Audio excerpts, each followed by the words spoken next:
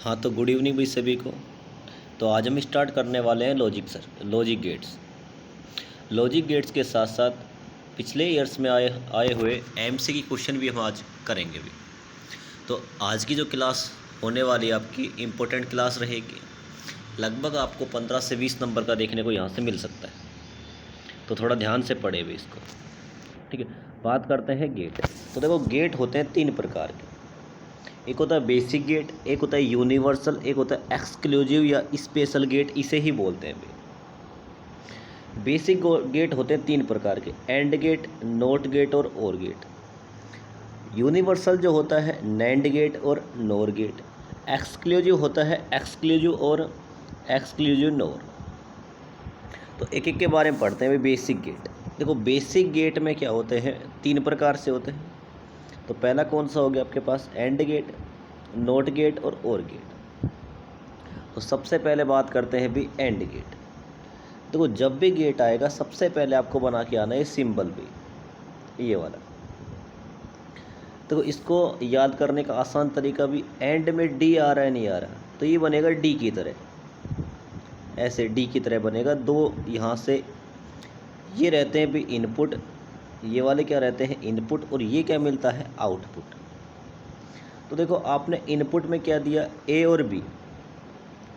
Output में क्या मिलेगा, ए डॉट बी का डॉट ए डॉट बी, मतलब ए बी का डॉट प्रोडक्ट आपको मिलने वाला है। भाई डी आ गया इसमें, तो याद कैसे रखोगे, एंड में क्या आ रहा है डी, तो डी से याद रखना डॉट। तो एंड गेट में 2 चीज़ याद रखनी है, किसकी तरह सिंबल रहेगा, डी की तरह रहेगा। इनपुट में क्या रहेगा, ए और बी, आउटपुट में क्या मिलेगा, ए डॉट बी।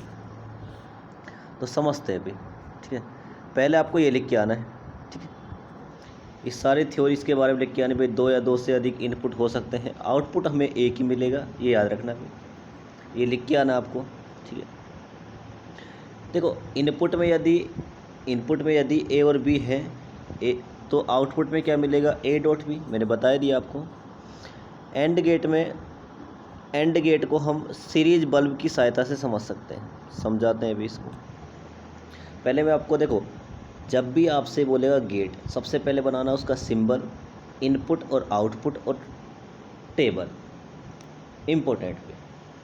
सीधा आपसे ये बोलेगा सिंबल बनाइए और टेबल बनाइए। तो देखो, मैंने क्या बोला, पहले लिखा 0 0 1 और 1।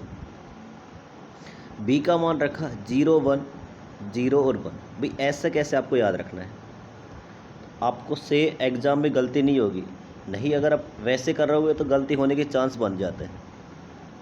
तो देखो 0 0, भाई देखो 0 को 0 से मल्टीप्लाई करो 0 आएगा, 0 को 1 से मल्टीप्लाई करो 0 ही आएगा, 1 को 0 से करो तो भी कितना आएगा 0। देखो 1 को 1 से करेंगे तो भी कितना आएगा 1 आएगा। तो ये क्या होगी इसकी ट्रूथ टेबल। जैसे मैं भी इसको सीरीज बल्ब की सहायता से समझाऊँ। देखो, ऑन का मतलब क्या है, आपको क्या मिलेगा आउटपुट, ऑफ का मतलब आउटपुट नहीं मिलेगा। तो मैंने सिंपल करने के लिए इसको किया है कि देखो, यदि ए का मान कितना है 0, 0 मतलब क्या है आपका ऑफ, मैंने लिखवा रखा है ऑफ। बी भी क्या है ऑफ, क्या बल्ब जलने वाला है क्या, देखो ये वाला वायर ओपन है, ये भी क्या है ओपन, तो बल्ब नहीं जलेगा। सेकंड केस देखते हैं, सेकंड केस देखो, पहला वाला बल्ब, भाई ये क्या है ओपन, और ये आपने जोड़ दिया, क्या बल्ब जलने वाला है क्या, देखो यहाँ से वायर टूटा हुआ है भाई, अगर टूटा हो बाद में जोड़ दो तो करंट फ्लो नहीं होगी। अगला वाला केस देखो भी, अगले वाले केस में क्या कर दिया इसने, उल्टा कर दिया भाई इसी का। अगले वाले केस में देखो, इसको तो जोड़ दिया, इस वायर को ओपन कर दिया, तो भी आपको आउटपुट कितना मिलेगा, 0 मिलेगा। दोनों बल्ब आपने जोड़ दिए तो आपका बल्ब भी क्या हो जाएगा, जल जाएगा। 1 का मतलब क्या है, बल्ब जल रहा है, और 0 का मतलब क्या, बल्ब नहीं जल रहा है, बस सिंपल सा। और गेट की बात करते हैं। तो देखो, और में सिंबल ऐसे बना के आना है अभी। फिर देखो, और में क्या बनेगा, ए बी, और यहाँ पे क्या बन जाएगा, और अपन बोलते हैं ना भाई, मुझे और चीज़ चाहिए भाई, 5 चीज़ चाहिए, 5 और 6 चाहिए, 7 और 8, 8 मतलब अपना हम बोलते हैं अभी, और जब भी बोलते हैं किसकी बात होगी, एडिशन की। जैसे 5 और 6, हम क्या करते हैं 5 और 6 को ऐड कर देते हैं, 7 और 8। तो यहाँ पे क्या आएगा, ओवर में क्या आएगा, प्लस। तो देखो इनपुट में क्या रहेगा, ए बी, आउटपुट में क्या मिलेगा, ए डॉट बी। बस इतना याद रखना है, सिंबल याद रखना है। उसके बाद सारणी में देखो 0 0 1 1, 0 1 0 1, ऐसे कैसे आपको याद रखना है। देखो 0 में 0 को जोड़ो तो 0 ही आएगा, 0 में 1 को जोड़ो भी 1 आएगा, 1 में 0 को जोड़ोगे तो 1 आएगा, 1 में 1 को जोड़ते हो 2 आता है। लेकिन हमेशा अगर डिजिटल में क्या होता है, डिजिटल में 1 को अगर 1 से ऐड किया जाता है तो भी कितना आता है, 1 ही। तो 2 गेट खत्म हो गए। बात करते हैं नोट गेट। तो याद रखना भी, नोट गेट का सिंबल ये वाला होता है, ठीक है। ऐसे आपने अगर ए दिया तो क्या मिलेगा आपको, ए का बार। तो इसकी सारणी देखो भी, आपने 0 दिया तो 0 का बार 1, 0 का उल्टा कितना हो जाएगा 1, 1 का उल्टा कितना हो जाएगा 0 हो जाएगा। अभी तक मैंने आपको बेसिक गेट पढ़ाए 3। देखो सबसे पहले पढ़ाया मैंने एंड गेट, ईजी है भी। एंड मतलब डी की तरह बनेगा, मतलब ए और बी रहेगा, क्या बन जाएगा, ए डॉट बी। मैं बात करता हूँ और गेट की, तो और मतलब भी ज़्यादा, तो ए प्लस क्या हो जाएगा, बी हो जाएगा, कुछ सिंबल ऐसा बनेगा। नोट गेट की बात करें तो इसे इन्वर्स गेट भी बोलते हैं, याद रखना। तो कुछ ऐसा बन जाएगा, आपने ए दिया क्या बन जाएगा, ए बार, मतलब 0 दिया 1, 1 दिया 0, बस सिंपल सा।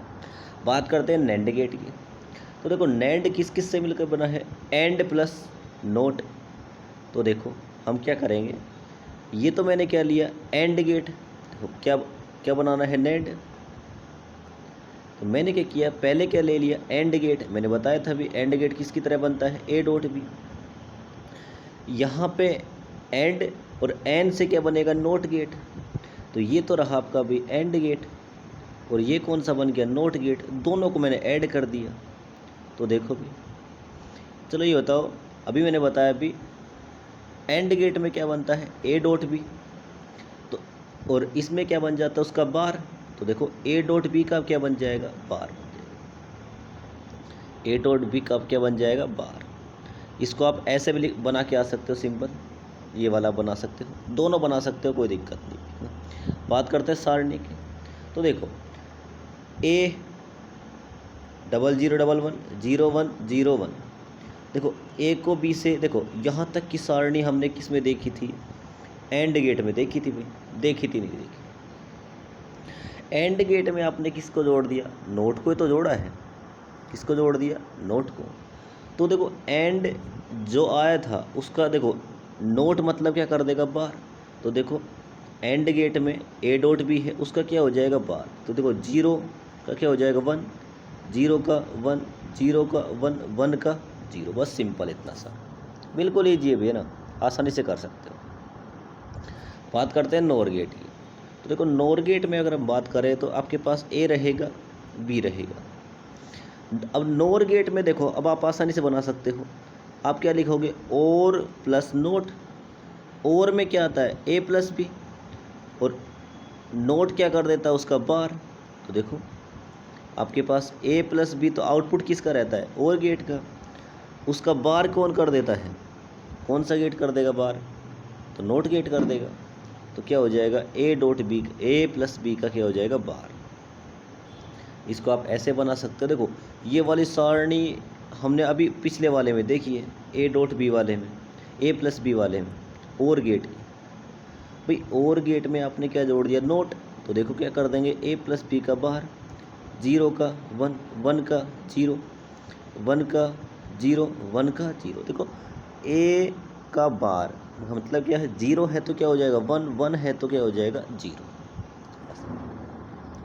हाँ तो भी देखो अभी तक हमने 5 गेट देखे, बेसिक गेट देखे पहले 3 प्रकार के। कौन कौन से थे, एंड। एंड में क्या आता है, डॉट, डी की तरह बनेगा, ए डॉट बी, ठीक है। ट्रुथ टेबल आप बनाए लोगे, ठीक है। उसके बाद बात करते हैं और मतलब ज़्यादा, ज़्यादा मतलब प्लस आ जाएगा, ए प्लस बी, कुछ सिंबल ऐसा बनेगा, इसकी तरह बनेगा, कुछ बन गया आपके पास, ठीक है। इसके बाद देखो नोट गेट। नोट गेट में क्या हो जाएगा, ए का बार हो जाएगा त्रिभुज की तरह बनेगा। किसकी तरह बनेगा? त्रिभुज की तरह। ये तो भाई डायोड का बन गया, त्रिभुज की तरह बनेगा कुछ ऐसा, त्रिभुज की तरह कुछ ऐसा बन जाएगा बस। ठीक है, इतना सा। अरे भाई फिर डायोड बन गया। हाँ, इतना बनेगा, यहाँ गोला लग जाएगा, इसे बबल बोलते हैं भाई ना, आपके काम का नहीं है ना। इसके बाद नैंड। नैंड में क्या आ जाएगा? एंड तो आपने पढ़ लिया, उसका नोट कर देना, बाहर कर देना बस। उसके बाद हमने पढ़ा और नोर। नोर में क्या हो जाएगा? और पढ़ लिया, उसको क्या कर देंगे नोट कर देंगे। अब बात करते हैं एक्सक्लूसिव। तो पहला बात करते हैं एक्सक्लूसिव और एक होता है एक्सक्लूसिव नोर। तो देखो भी ये स्पेशल होते हैं, है ना। तो कैसे बनेगा ये सिंबल? आपको ऐसे कैसे बना के आना है? और की तरह। देखो ये और में था या नहीं था? ये देखो ऐसा आ रहा है, नहीं आ रहा, तो क्या बन गया? एक्स। तो एक्सक्लूसिव को दर्शाने के लिए कुछ ऐसा बन गया आपके पास। और ये जो आपका गेट था, इसके मैं बोलूँ, ये तो कुछ ऐसे एक्स की तरह बन रहा है ना, तो ये ऐसा बन जाएगा। ठीक है, एक सेकंड रुक जाना बस। ठीक है, हाँ। तो देखो ये क्या बनेगा? y equal to A plus B.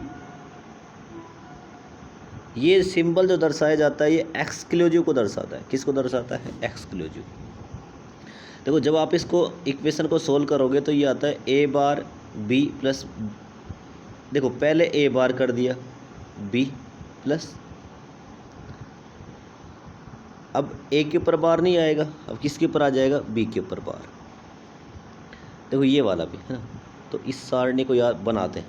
ठीक है, देखो आपको लेके आना है वाई। वाई में क्या क्या है? A bar dot B plus A B bar. तो देखो ए कितना है? 0 0 1 1 0 1 0 1। ए का बार देखो, ए का उल्टा, 0 का 1 1 का 0 का 1 1 का 0 और ये इसका भी। बी बार करना है मेरे को, देखो बी बार भी। देखो 0 है क्या हो जाएगा? 1 1 है क्या हो जाएगा? 0 0 है क्या हो जाएगा? 1 1 है क्या हो जाएगा? 0। देखो 0 का 1 होता है, 1 का 0। देखो अब मल्टीप्लाई करना आपको। ए बार बी कहाँ पे है भाई? देखो देखो ये तो रहा ए बार और ये रहा बी, इन दोनों को मल्टीप्लाई करना है, इन दोनों को। देखो 0 को 1 से मल्टीप्लाई करोगे 0, 1 को 1 से, इन दोनों को करोगे 0, 1 को इससे करोगे तो 0 आ जाएगा। इसके बाद देखो भी आप, ठीक है। तो इसके बाद देखते हैं हमें क्या चाहिए? ए बार, तो दूसरा कलर कर लेते हैं। हाँ, हमें क्या करना है? A B bar. देखो ए तो ये रहा, ए तो ये रहा आपके पास, और बी बार कहाँ पे है? यहाँ पे। इन दोनों को देखो, इस वाले को मल्टीप्लाई करना है इसको। 0 को 1 से करोगे तो कितना आएगा? 0। 0 को 0 से करोगे तो भी कितना आएगा? 0। 1 को 1 से करोगे तो कितना आएगा? 1। 1 को किससे करोगे? 0 से, तो कितना आएगा? 0। इन दोनों को ऐड करना है भाई। देखो ऐड हो रहा है ना, प्लस आ रहा है। देखो ये आपने निकाल लिया, देखो ए बार बी निकाल लिया, ए बी बार आपने निकाल लिया। ठीक है, तो देखो इन दोनों को ऐड करना है। 0 को 0 में ऐड करोगे 0, 1 में 0 करोगे 1, 0 में 1 करोगे तो 1, 0 में 0 करोगे तो कितना आएगा? 0। तो ये सारणी बनाती है। ठीक है, इंपॉर्टेंट है भाई एक्सक्लूसिव। पहले सिंबल बनाना है, फिर सारणी। सारणी बड़ी ईजी है भाई, आपको सारणी बनाने के लिए बस इसको याद रखना है, बस आउटपुट को। ठीक है, तो देखो यहाँ पर आसानी से कर लोगे भाई, सारणी बना दोगे। अब बात करते हैं एक्सक्लूसिव नोर। तो देखो नाम देखो, एक्सक्लूसिव और था, उसमें क्या जोड़ दिया आपने? नोट जोड़ दिया। क्या जोड़ दिया? नोट। अब नोट को दर्शाने के लिए ये सिंपल आ गया। जैसे हम पढ़ रहे थे भाई एंड नोर गेट, तो नोर कैसे बनेगा? देखो ऐसा हमने बनाया था। नोर को बनाने के लिए ये सिंबल लगा दिया बस। अगर सिंपल आपसे और बोलता है तो ऐसे बनाएंगे, अगर आपसे बोल दें नोर तो ऐसे बना देंगे। बात करें नैंड गेट की, तो नैंड गेट में हम क्या लगा देते हैं, ऐसे। सेम इसी में बस ये गोला लगाना है बीच में, जहाँ देखो नोट को दर्शाने के लिए हम बीच में क्या लगाते हैं, बबल लगाते हैं, गोला लगाते हैं, बस इतना याद रखना है, ठीक है। तो इसमें देखो एक्सक्लूसिव और कुछ ऐसा ही था आपके पास, तो आप बोलो सर ऐसा ही था, उसमें नोट को ऐड करना है, बस हमने क्या लगा दिया, नोट लगा दिया। तो नोट को दर्शाने के लिए बस सिंपल ही ऐसा बन जाएगा। अब देखो नोट क्या करता है, देखो ये वाला आउटपुट उसमें बना था, उसका क्या कर देगा, बार। जब इस बार को आप खोलते हो तो ये आता है ए बी बार और A bar B bar plus A B, ठीक है। तो बनाते हैं भी सारणी। देखो सारणी बनाने के लिए मैं आपको सिंपल बता रहा हूँ ना। देखो ये आपने उसमें किया था, नहीं किया, अभी किया है हमने एक्स और वाले में, सेम ऐसा कैसा। भाई हमें क्या बनाना है, एक्स नोर, क्या बनाना है, एक्स नोर। तो एक्स और को क्या कर देंगे, उसका नोट कर देंगे ना भाई। भाई नोट करने के लिए उसका उल्टा कर देंगे ना। तो देखो एक्सक्लूसिव, देखो ये तो बन गया, इसका क्या कर देंगे, बार। भाई एक्सक्लूसिव और था, उसमें नोर करने के लिए हम क्या कर देंगे, उसका बार। तो देखो जीरो का क्या हो जाएगा, वन, वन का क्या हो जाएगा, जीरो, वन का क्या हो जाएगा, जीरो, जीरो क्या हो जाएगा, वन। तो देखो भी यहाँ से देखो, जब भी एक्स और आए और एक्स नोर आए, देखो एक्स और आएगा आसानी से कर रहा हूँ, एक्स नोर आएगा ना, एक्स और को बनाओ सारणी में भी, है ना, उसमें क्या कर दो, उसका बार कर दो, बस सिंपल सा, आसानी से बन जाएगा। तो सारे मैंने गेट आपको करवा दिए। तो पहला देखो एक बार बेसिक से रिवीजन कर लेते हैं। 3 गेट थे बेसिक। बेसिक गेट में 3 प्रकार के। नोट मतलब क्या हो जाएगा, ए का बार त्रिभुज की तरह, सारणी, जीरो का वन, वन का जीरो, बस इतना याद रखना है। सेकंड भी एंड, एंड मतलब डो, डी आ रहा है, डॉट हो जाएगा, डॉट होगा मतलब ए डॉट बी, काम खत्म। किसकी तरह सिंबल रहेगा, डी की तरह, ठीक है। बात करते हैं और में क्या हो जाएगा, ज़्यादा, ज़्यादा मतलब क्या हो जाएगा, प्लस, और सिंबल कुछ ऐसा बन जाएगा, ठीक है। और आउटपुट क्या मिल जाएगा आपको, ए प्लस बी, ठीक है। बात करते हैं यूनिवर्सल गेट। तो यूनिवर्सल कौन कौन से थे, नैंड गेट और नोर गेट। नैंड गेट में क्या करेंगे, एंड में जो आया था उसका क्या कर देंगे, बार, क्या कर देंगे, बार, जिससे कि भाई इसका सिंबल क्या बन जाए, कुछ ऐसा बन जाएगा बस। हम बात करें किसकी, नोर गेट की, तो और में क्या लगा देंगे, नोट कर देंगे उसका, और का क्या था, ए प्लस बी, उसका क्या क्या हो जाएगा, बार हो जाएगा, इतना सब करना है। बात करते हैं एक्सक्लूसिव और। देखो एक्सक्लूसिव और एक्सक्लूसिव नोर। एक्सक्लूसिव और बनाओ, उसका क्या कर दोगे, बार कर दो, क्या बन जाएगा, एक्सक्लूसिव नोट।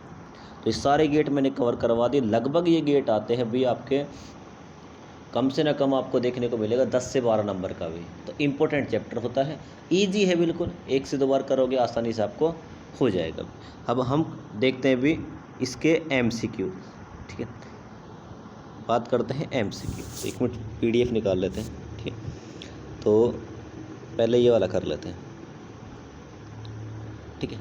देखो MCQ जो हम करेंगे उसमें हमारे पास जो क्वेश्चन रहेंगे, मैं ट्राई करूँगा अभी एक से क्वेश्चन में 3-4 आपके क्वेश्चन कवर करवा दूँ।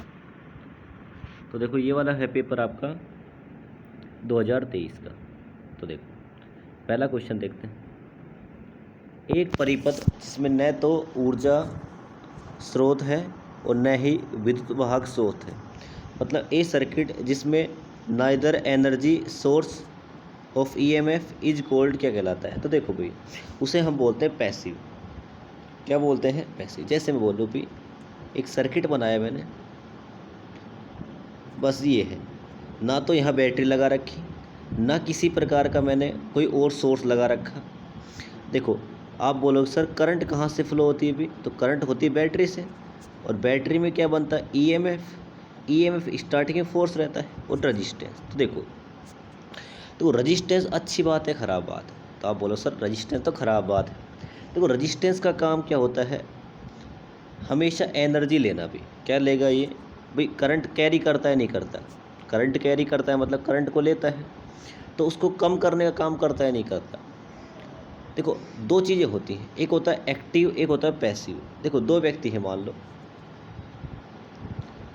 भाई मैंने बोला कुछ काम दिया मैंने इसको, मैंने बोला भी ये काम करना है तेरे को, ये तुरंत उठे और भग के चला जाए और काम कर दे। कई ऐसे होते हैं भी, मैंने काम दिया,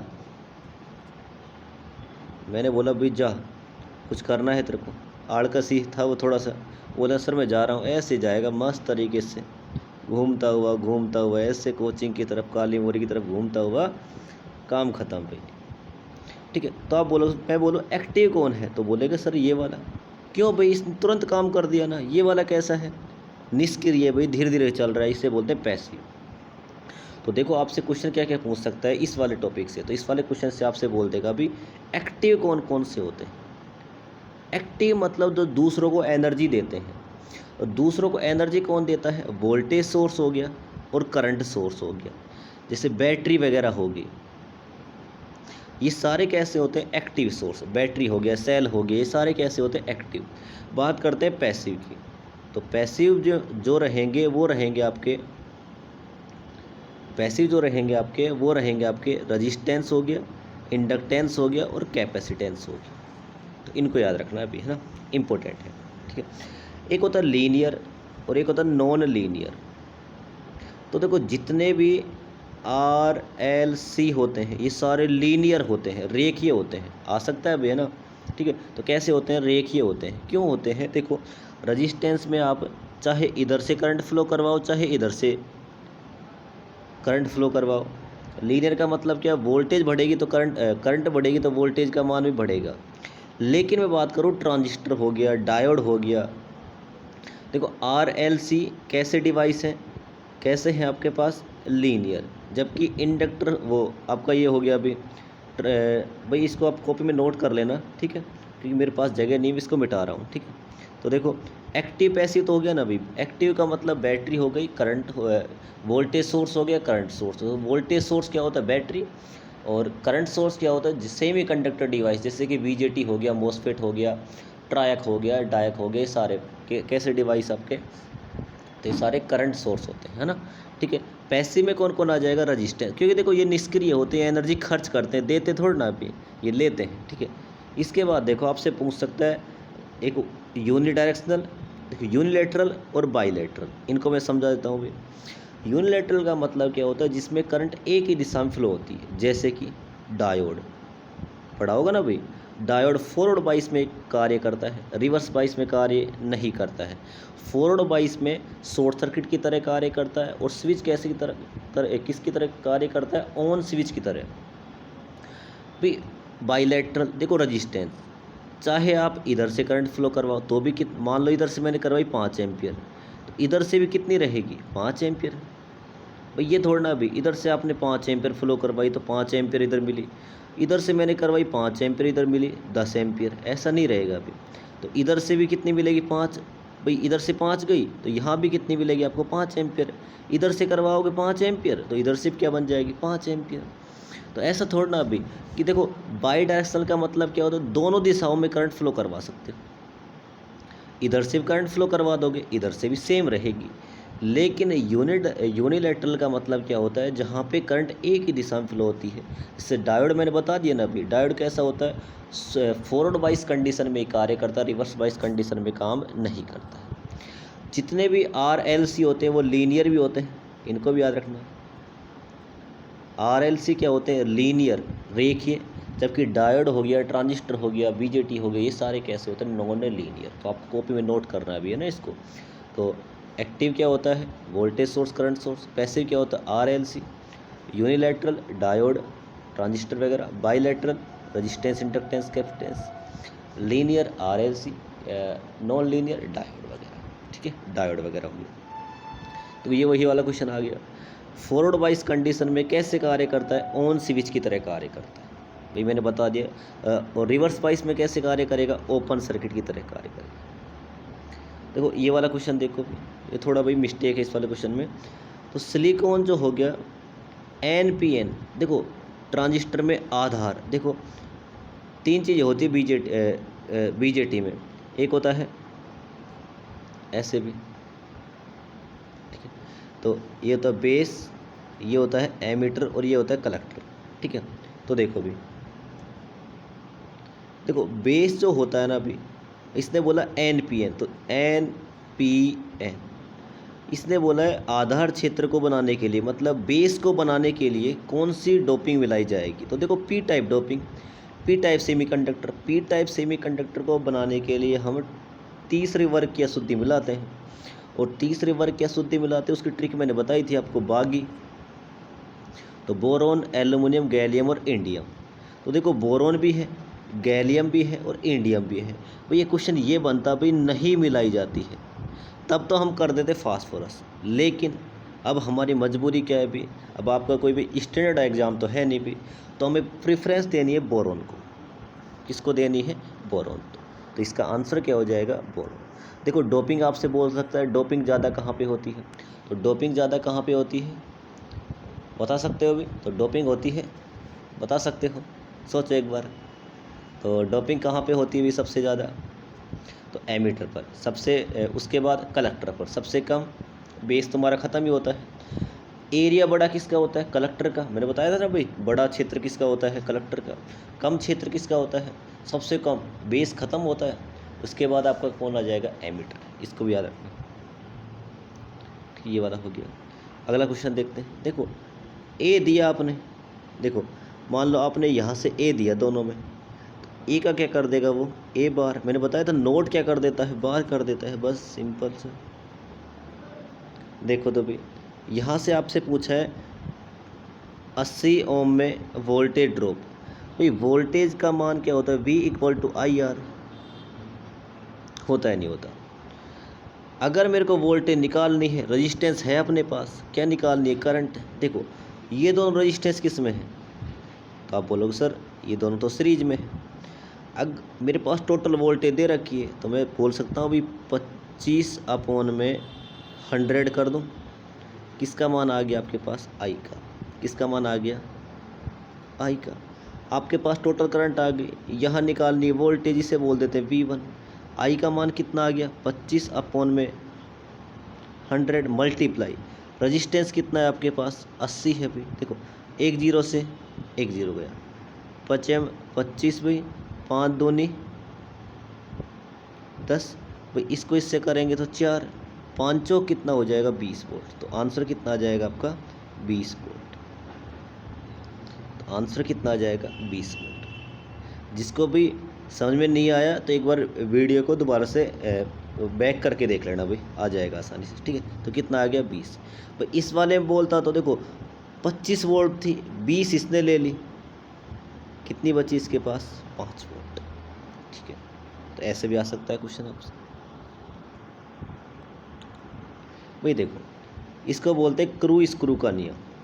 ठीक है, देखो क्रॉस और एक होता है डॉट। क्रॉस सी आ रहा है ना, क्रॉस भी क्रॉस बोलते हो, तो इसको याद रखना क्लॉकवाइज। कैसा रहेगा? क्रॉस सी क्लॉकवाइज हो जाएगा, क्रॉस सी क्लॉकवाइज, डॉट एंटी क्लॉकवाइज। बस इतना से याद रखना। अब भाई फॉर्म फैक्टर, तो RMS वैल्यू अपॉन में एवरेज वैल्यू का अनुपात ही क्या कहलाती है? RMS वैल्यू अपॉन में एवरेज वैल्यू का अनुपात ही क्या कहलाती है? Form factor. भाई फॉर्म फैक्टर का मान साइनसोइडल क्वांटिटी के लिए कितना होता है? 1.11 होता है। याद रखना है अभी हमें। ठीक है, अगर हम बात करें भाई हाफ वेव रेक्टिफायर के लिए कितना हो जाएगा? 1.57। बस इतना याद रखना, 1.57 आएगा नहीं तुम्हारे में भाई, है ना। ये देखो आवर्तकाल वाला, बस आपके ये बोल सकता है भाई फॉर्म फैक्टर का फॉर्मूला क्या होता है ना। देखो बात करते हैं फ्रीक्वेंसी। देखो फ्रीक्वेंसी क्या होती है? 1 टाइम पीरियड होती नहीं होती। फ्रीक्वेंसी का मात्रक क्या होता है? हर्ट्ज होता है। इंडिया में कितनी हर्ट्ज है? 50 हर्ट्ज। DC में कितनी होती है? 0 हर्ट्ज। ठीक है, तो बात करें 1 टाइम पीरियड। देखो आपको टाइम पीरियड कितना दे रखा है? 0.02। भाई देखो 0.02 दे रखा है, जब यहाँ से मैं पॉइंट हटाऊंगा तो ऊपर कितना हो जाएगा? 100। भाई 100 में 2 का भाग दें, कितना हर्ट्ज आ जाएगा? 50 हर्ट्ज। तो याद रखना कितना आ जाएगा? 50 हर्ट्ज। भाई ये वाले में कितना से क्या बोल रहा है? जब वोल्टेज को प्राइमरी कुंडली से सेकेंडरी कुंडली में तब्दील किया जा, मतलब बदला जाता है, तो याद रखना तो K² से मल्टीप्लाई किया जाता है। अभी कैसे किया जाता है वो सारी बातें आपको याद नहीं रखनी, K² से मल्टीप्लाई किया जाता है, बस इतना याद रखना आपको।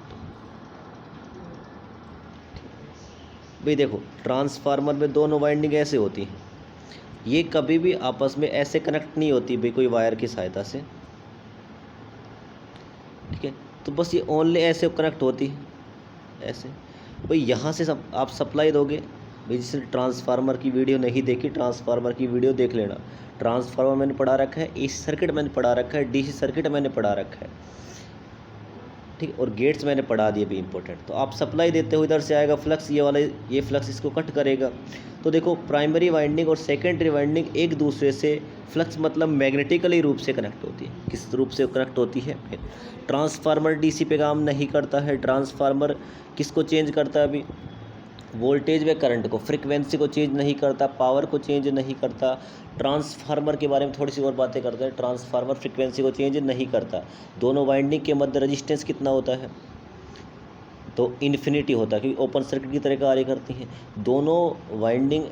जहाँ सप्लाई दी जाती है प्राइमरी, जहाँ लोड लगाया जाता है सेकेंडरी। आगे बात करें ट्रांसफार्मर की, तो ट्रांसफार्मर में क्या आ जाएगा? ट्रांसफार्मर की रेटिंग किस में होती है? केवीए में। किसकी वजह से? लॉसेस की वजह से। ट्रांसफार्मर की एफिशिएंसी होती है 92 से 96% पे। इतना आपको याद ही रखना है अभी सारी बातें। तो ये वाला कंप्लीट हो गया। अभी अगला पेपर सोल्व करते हैं, ठीक है। तो ये वाला और देख लेते हैं, ठीक है। कितना?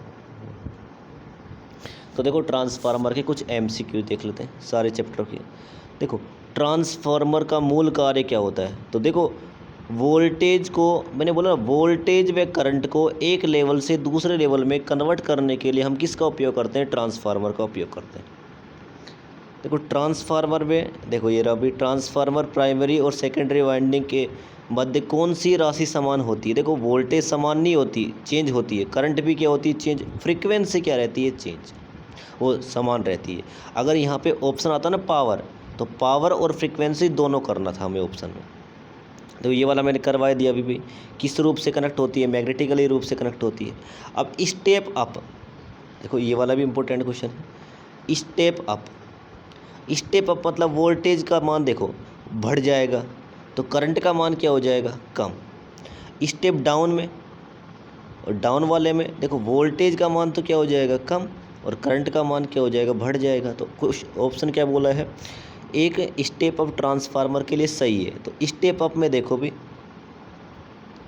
स्टेप अप मतलब वोल्टेज बढ़ी, करंट क्या हो गई? कम।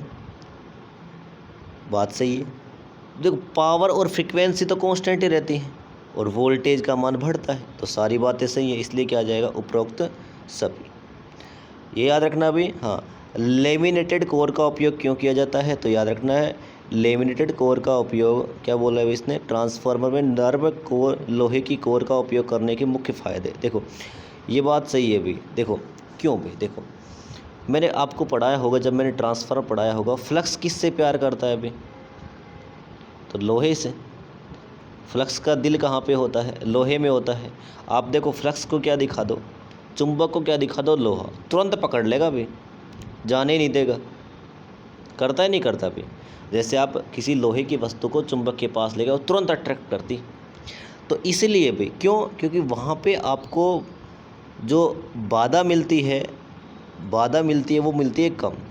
और मैग्नेटिक सर्किट में जो बाधा होती है उसे बोलते हैं रिलक्टेंस। क्या बोलते हैं? रिलक्टेंस। तो देखो, तो यहाँ पे देखो चुंबक के परिपथ में रिलक्टेंस को क्या कर देता है? कम कर देता है। ध्यान से देखना। हाँ देखो भंवर धारा हानि को रोकता है। देखो भंवर धारा हानि मतलब एडी करंट लॉस को रोकने के लिए तो लेमिनेटेड कोर का उपयोग करते हैं। ये याद रखना भी आ सकता है कि ट्रांसफार्मर की कोर को लेमिनेटेड क्यों बनाया जाता है। तो क्यों बनाया जाता है भी, तो याद रखना है हमें कि क्यों बनाते हैं। तो एडी करंट लॉस को कम करने के लिए, ठीक है। देखो जबकि आपसे बोलते हैं हिस्टेरेसिस लॉस को कम करने के लिए किसका उपयोग किया जाता है?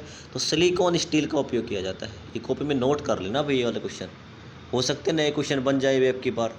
देखो एडी करंट लॉस को कम करने के लिए लेमिनेटेड कोर का, जबकि हिस्टेरेसिस लॉस को कम करने के लिए सिलिकॉन स्टील का उपयोग करते हैं, ठीक है।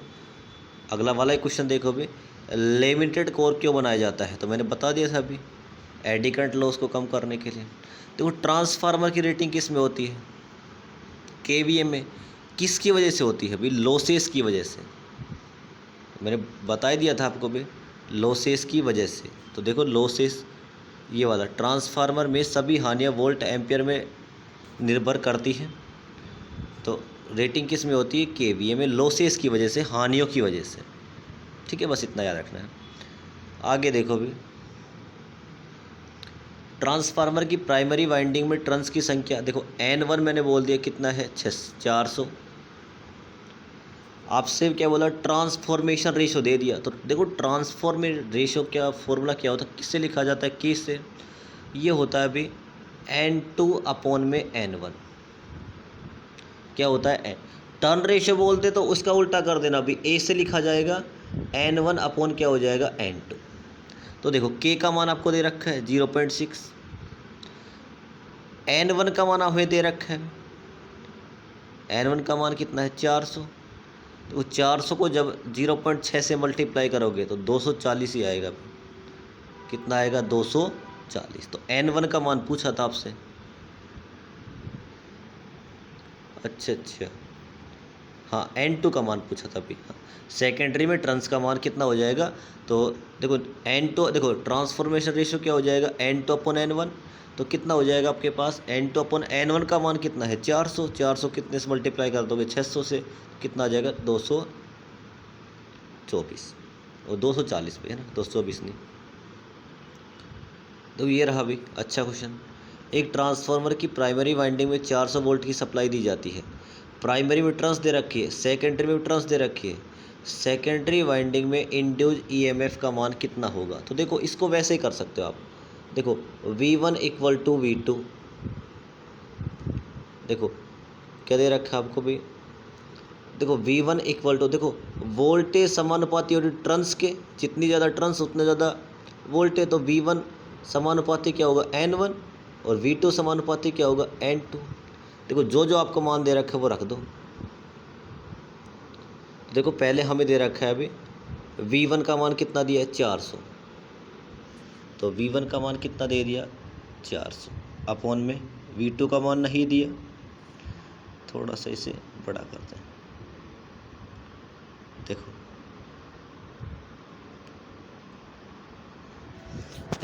और V1 का मान कितना दिया है? 400। V2 का मान पूछा है हमें। N1 का मान कितना दिया है? तो प्राइमरी में टर्न्स की संख्या कितनी है? भी इसको एक बार मिटा देते हैं, दिख नहीं रहा अभी कितना है, 200। कितना दिया है अभी? N1 का मान कितना है? तो कितना आ जाएगा? 200। चल जाए अभी, N1 का मान कितना आ जाएगा? 200 अपॉन सेकेंडरी में V2 N2 का मान कितना है? 600। तो देखो भी 00 से 00 कट गया, 00 से 00 कट गया। ठीक है, अगर मैं यहाँ से इसको कट करना चाहूँ तो 3, अब ये इससे मल्टीप्लाई होगा तो 4 तिये 1200। कितना आ जाएगा? 1200 बस। ठीक है, टर्न रेशियो क्या होता है? N1 अपॉन में N2। तो याद रखना दोनों के बारे में। ठीक है, बात करते हैं ट्रांसफार्मर की देखो ये रहा भी, ट्रांसफार्मर में जो ईएमएफ इंड्यूज होता है वो किसकी वजह से होता है? तो देखो ये दोनों होते हैं भी, सेल्फ भी होता है और म्यूचुअल भी होता है। ठीक है, क्लास मैंने बताया होगा। डीसी सप्लाई दे दी जाए तो प्राइमरी वाइंडिंग क्या हो जाएगी? जल जाएगी। क्यों जल जाएगी आपको याद नहीं रखना, अभी कहीं मौका मिलेगा अच्छे से बता देंगे, है ना। स्टेप अप, देखो स्टेप अप कर दिया तो प्राइमरी में देखो टर्न्स की संख्या क्या रहेगी? कम। और सेकेंडरी में देखो टर्न्स की संख्या क्या हो जाएगी? ज़्यादा। स्टेप डाउन की बात आ जाए तो उल्टा कर देना, अभी N1 में तो क्या हो जाएगी? ज़्यादा, और N2 में क्या रहेगी? कम। तो देख लो अभी कहाँ पे है भी। तो N2 स्टेप अप, N2 का मान ज़्यादा होना चाहिए, क्योंकि देखो वोल्टेज का संबंध किससे होता है? सीधा टर्न्स से होता है। स्टेप अप ट्रांसफार्मर में ट्रांसफॉर्मर रेशियो का मान कितना होता है? तो देखो ध्यान से, अब इसने बोल दिया स्टेप अप ट्रांसफार्मर। तो देखो स्टेप अप में क्या होता है अभी? N2, देखो ट्रांसफॉर्मेशन रेशियो बताओ मेरे को क्या होता है? तो आप बोलो सर ट्रांसफॉर्मेशन रेशियो होता है N2 अपॉन में N1 होता है। बात की है स्टेप डाउन, तो देखो स्टेप डाउन में क्या होगा? ये टर्न्स का मान क्या रहेगा? कम, इसका मान क्या रहेगा? ज़्यादा। मैं इसको एग्जांपल समझाता हूँ अभी। मान लो प्राइमरी में टर्न्स, सेकेंडरी में टर्न्स की संख्या है 10, इधर है 20 तो देखो हमेशा मान क्या आएगा, 1 से कम आने वाला भी 0.5 आया ना, तो हमेशा क्या आएगा, 1 से कम। तो याद रखना अभी ये वाला से, ठीक है। ट्रांसफार्मर कंप्लीट हो गया। देखो ये वही वाला क्वेश्चन आ गया अभी कि इनमें से पैसिव एलिमेंट नहीं है। देखो पैसिव कौन कौन से होते हैं, जो दूसरों से एनर्जी लेते हैं, आर, एल और सी। ट्रांजिस्टर नहीं होता अभी, कौन सा आ जाएगा यहाँ पे, ट्रांजिस्टर। मैंने बताया लीनियर कौन सा होता है, फटाफट बताओ भाई मेरे को, तो आप बोलो सर आर एल सी होते हैं। यूनिलैटरल भी कौन से होते हैं, डायोड ट्रांजिस्टर। बाईलैटरल कौन कौन से होते हैं, रेजिस्टेंस, इंडक्टेंस और कैपेसिटेंस। तो याद रखना अभी बाईडायरेक्शनल कौन से होते हैं, आर, एल और सी। तो क्वेश्चन हो गया ये वाला। देखो इस क्वेश्चन को पढ़ते हैं अभी। जब एक वृत्त कुंडली एक समान चुंबकीय क्षेत्र में रखी घूमती है तो प्रेरित विद्युत भाग बल क्या है, हाँ ये ऐसे बोल रहा है अभी। हाँ, जब एक करंट कैरिंग कोयल को, जब किसी चालक को चुंबकीय क्षेत्र में रखा जाता है, सापेक्ष गति कराई जाती है, तो क्या बन जाती है, वोल्टेज। और वोल्टेज भी कैसी बनती है, एसी बनती है। बस इतना सा है भाई, ठीक है। ये घुमा रखा थोड़ा सा, ये वही आ गया आधार क्षेत्र में। थर्ड है ना भाई, हाँ, तो थर्ड में क्या आ जाएगा, आधार क्षेत्र में। देखो ये देखो कितना अच्छा क्वेश्चन है ये वाला। देखो आधार क्षेत्र में मुख्य धारा, एनपीएन ट्रांजिस्टर में आधार क्षेत्र में मुख्य धारा के प्रभाव व प्रवृत्ति क्या होगी। देखो भाई इतना याद रखो, जो पी होता है एन पी एन, भाई पी में क्या होता है, बेस। भाई पी में ज़्यादा मात्रा में क्या रहेंगे ये बताओ मेरे को। तो पी एन आधार क्षेत्र में मुख्य धारा के वाहक व प्रवृत्ति क्या होगी। वाहक का मतलब क्या होता है, भाई कैरियर। आधार क्षेत्र एन पी में ज़्यादा मात्रा में क्या रहेंगे, तो आप बोलोगे सर होल रहते हैं भाई पी में ज़्यादा मात्रा में। और बात करें एन में, अच्छा ऐसे भी। What is the main stream of current in base reason. देखो बेस रीजन में जो करंट फ्लो होगी वो, देखो बेस रीजन में जो करंट होती है ड्रिफ्ट करंट रहती है और इलेक्ट्रॉन की वजह से रहती है। क्यों रहती है भाई ये वाली करंट। देखो ये क्वेश्चन थोड़ा सा गलत लग रहा है मेरे को, है ना, तो इस क्वेश्चन को आप स्किप कर दो भाई, ठीक है। ये क्वेश्चन आपके में गलत दे रखा है, ठीक है, क्योंकि पी में ज़्यादा मात्रा में कौन होता है, होल होता है। तो ये वाला क्वेश्चन भाई गलत है थोड़ा सा, ठीक है, इसको मत देख के जाना, ठीक है। क्योंकि पी में ज़्यादा मात्रा में क्या रहते हैं भाई, आपको पढ़ाया होगा मैंने, होल होते हैं। इसमें होल दे नहीं रखा, और वो करंट होती है डिफ्यूजन करंट। तो इसका ऑप्शन होना चाहिए सेकंड, लेकिन रहने दो भी इसको, ठीक है, इसको कट कर देना इस वाले क्वेश्चन को, ठीक है। ये वाला क्वेश्चन आपको आया हुआ अभी, एक्स और गेट में जब इनपुट क्या हो 0 0, तो देखो एक्स और गेट का इनपुट जब 0 0 होता है तो आउटपुट कितना मिलता है, 1 1 मिलता है। ये आपको देखना है, ये मैंने करवाया भी क्लास में आपको। भाई इस वाले में देखो, भाई देखो जब भी आपको दिख जाए 5 रजिस्टेंस दिख जाए, कितने रजिस्टेंस दिख जाए, 5, इसको इससे मल्टीप्लाई करना, क्रॉस वाले को इसको इससे मल्टीप्लाई करो, तो 1 को 1 से इक्वल टू 1 मल्टीप्लाई 1। अगर ऐसा कुछ आ रहा है 1 इक्वल टू 1, मतलब कि इन दोनों को मल्टीप्लाई करने पर इन दोनों मल्टीप्लाई के बराबर आ रहा है, तो इसे बोलते हैं व्हीटस्टोन ब्रिज। इस कंडीशन में ये वाली ब्रांच क्या हो जाती है, आपकी हट जाती है, और ये वाली जैसे ब्रांच हटी तो इसमें करंट का मान कितना हो गया, 0 एम्पियर। यही क्वेश्चन पूछा आपसे कि 2 किलो ओम में बहने वाली धारा कितनी होती है, तो कितनी होगी आपकी, 0 एम्पियर। भाई ये वाला क्वेश्चन मत देखना ना थोड़ा, ये थोड़ा ऐसे छाप रखे इन्होंने। बात करते हैं ये वाले की, ठीक है। तो ये क्वेश्चन ही क्या है भाई, देखो कितना बड़ा कर रखा है अभी। मैंने सिंपल आपको बता दिया कि करंट का मान, हाँ इन्होंने क्या बोला है अभी, क्या बोला है कि ए व बी के मध्य तुल्य प्रतिरोध ज्ञात कीजिए। तो देखो मैंने क्या बोला, जब भी आपको 5 रजिस्टेंस दिख जाए क्रॉस मल्टीप्लाई कर दो, तो इधर भी कितना आ जाएगा, 16, इधर भी कितना आ जाएगा, 16। जैसे 16 ये वाली ब्रांच क्या हो गई, हट गई। अब देखो जैसे ये वाली ब्रांच हटी तो ये कुछ ऐसा बन गया, 4 और 2 कितने हो गए, सीरीज में 6, 8 और 4 कितना हो गया, 12। तो 12 और 6 किस में हो गए, पैरेलल में, 12 मल्टीप्लाई 6 अपॉन 18। भाई करते नहीं करते, जैसे हम अगर इनका आर इक्वलेंट निकालना चाहें, ऊपर वाले को नीचे से मल्टीप्लाई कर दो, तो 6 मल्टीप्लाई 12 अपॉन में दोनों को ऐड कर दो 18। तो देखो 6 3 18, 3 चौक 12, तो 4 ओम कितना आ जाएगा 4। देखो डीसी सर्किट में सारे फॉर्मूले मैंने लिखवा रखे। पावर कार्य करने की दर फर्स्ट फार्मूला, सेकंड फार्मूला क्या बनेगा I square R, V square upon में आर, ये सारे फार्मूले मैंने करवा रखे। पी बराबर बी आई। तो देखो पावर का सही फार्मूला है नहीं है, तो ये तो होता है नहीं होता अभी। अगर मैं बात करूँ देखो कितना अच्छा क्वेश्चन है, ठीक है। देखो P इक्वल टू होता है वी स्क्वायर अपॉन आर। इन्होंने देखो क्या दे रखा है, नीचे क्या कर दिया स्क्वायर, नीचे स्क्वायर नहीं होता अभी, ये गलत है। अब आप बोलोगे सर ये वाला कैसे आया, तो देखो P इक्वल टू क्या होता है आई स्क्वायर आर होता है नहीं होता, आर यहाँ पे ले आओ तो इसका अंडर आउट हो जाएगा, बस इतना सा। सेम ऐसे ही ये वाला देखो वी स्क्वायर अपॉन में क्या होता है आर पी, इसको यहाँ मल्टीप्लाई कर दोगे, यहाँ से अंडर रूट हटाओगे यहाँ पे क्या आ जाएगा स्क्वायर, हटाओगे यहाँ पे क्या आ जाएगा अंडर रूट आ जाएगा। हाँ देखो ये आ गया भाई फॉर्म फैक्टर का मान 1.11 मैंने बता दिया, RMS value upon average value. देखो ओमेगा इक्वल टू होता है 2 पाई एफ, कोणीय फ्रिक्वेंसी, एंगुलर फ्रिक्वेंसी, रेडियन पर सेकंड इसका मात्रक होता है। आपसे फ्रिक्वेंसी का मान कितना दिया है 50 हर्ट्ज, तो ओमेगा का मान पूछा आपसे, किसका मान पूछा है ओमेगा का। तो देखो भाई 2 पाई आप कितने से मल्टीप्लाई कर दोगे 50 से, 50 दूनी 100, तो कितना हो जाएगा 100 पाई, तो इसका आंसर क्या आ जाएगा 100 पाई।